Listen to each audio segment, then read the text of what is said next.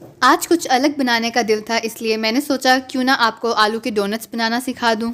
आज के डोनट्स बहुत क्रिस्पी और शानदार तैयार होने वाले हैं और ये रेसिपी बच्चों के मनपसंद खानों में से एक। बिस्मिल्लाहिर्रहमानिर्रहीम। अस्सलाम वालेकुम दोस्तों। तो आइए अपने खूबसूरत डोनट्स को बनाना शुरू करते हैं।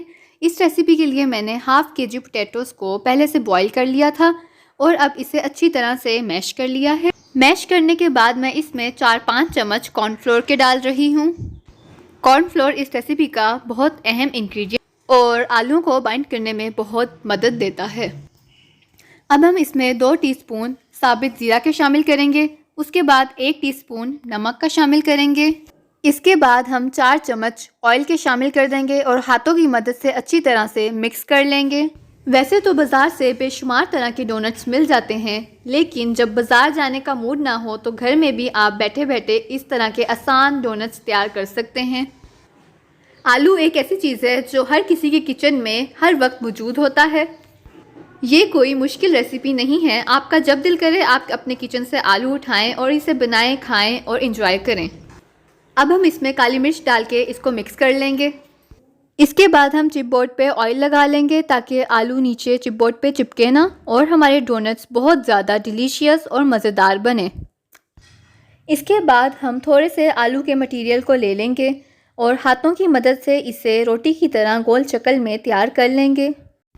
ये देखें, इस तरह से हमने इसको गोल गोल कर लेना है। जिस जगह पे हमने ऑयल लगाया था उसी जगह पे आलू के पेड़े को रख के गोल कर लेंगे और कोई भी गोल चीज़ लेके हम इसमें गोल सर्कल्स बना लेंगे।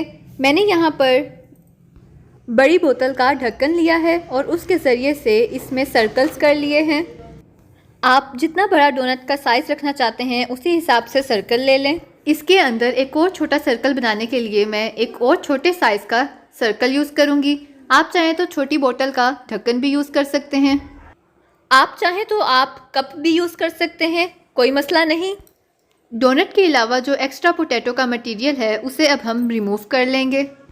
इस तरह से आराम आराम से करना है कि डोनट की शेप ख़राब ना हो जाए। अब आप देख सकते हैं कि मैंने डोनट्स को कितनी खूबसूरती के साथ तैयार किया है। इसके बाद हम एक पैन में ऑयल डालेंगे और उसे मीडियम फ्लेम पर गर्म कर लेंगे ताकि हम अपने डोनट्स को फ्राई कर सकें। आराम से हमने डोनट्स को उठाना है और एक एक करके उसे फ्राई पैन में डालते जाएंगे। शुरू में फ्लेम को हम मीडियम रखेंगे और बाद में इसे लो कर देंगे, इसलिए कि तेज़ आग पर पकाने से डोनट्स ओवर फ्राई ना हो जाएं। जब एक साइड अच्छी तरह से पक के फ्राई हो जाएगी और ब्राउन हो जाएगी तो हम इसको दूसरी तरफ पलट देंगे। दूसरी साइड को भी हम अच्छी तरह से फ्राई कर लेंगे। इसको फ्राई करते हुए हमें सिर्फ 5 मिनट लगे हैं।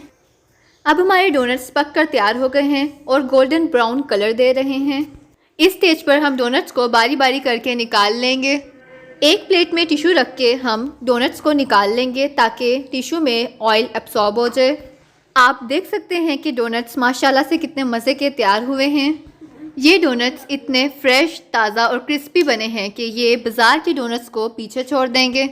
अगर आपको मेरी आज की रेसिपी पसंद आई है तो मेरे चैनल को जल्दी से सब्सक्राइब कर दें, लाइक कर दें और कमेंट करना मत भूलिएगा।